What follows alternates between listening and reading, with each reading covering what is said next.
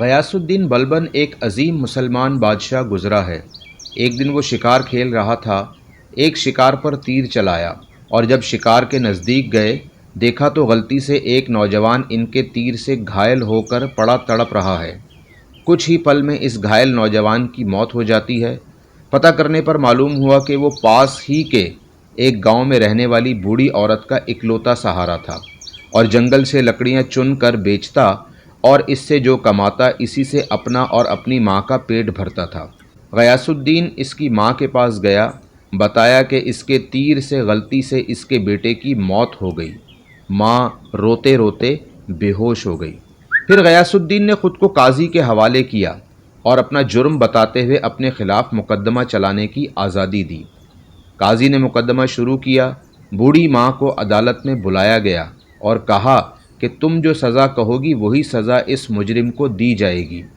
بوڑھی عورت نے کہا کہ ایسا بادشاہ پھر کہاں ملے گا جو اپنی ہی سلطنت میں اپنے ہی خلاف مقدمہ چلائے، وہ بھی اس غلطی کے لیے جو اس نے جان بوجھ کر نہیں کی۔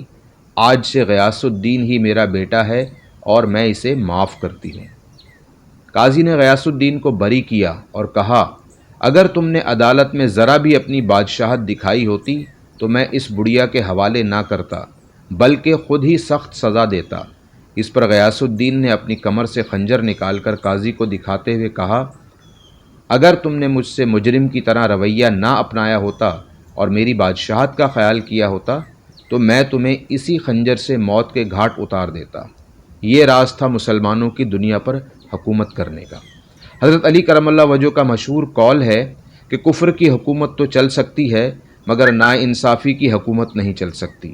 یہی وجہ ہے کہ جب تک مسلمان حکمرانوں نے عدل و انصاف کا دامن تھامے رکھا تب تک وہ دنیا میں ترقی کرتے چلے گئے، اور جب مسلمان بادشاہوں نے عدل و انصاف اور قانون کی پابندی کی روایات کو چھوڑ دیا تو خود بھی زوال کا شکار ہو گئے اور مسلمان سلطنتیں بھی زوال کا شکار ہو گئیں۔